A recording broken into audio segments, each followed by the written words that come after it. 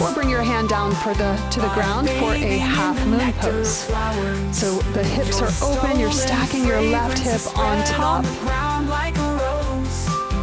Soft bend in your right knee as you land the left foot and come into a star position.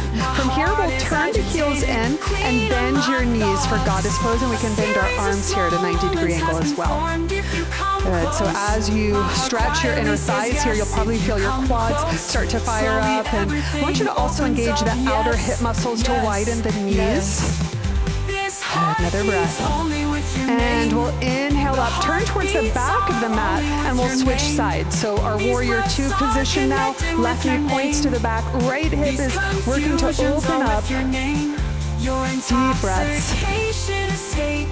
We'll straighten the front leg, heel toe your back foot in, widen out the arms, and lean forward. So the hinge here is coming through the hips, not the waist, so side body stays nice and long.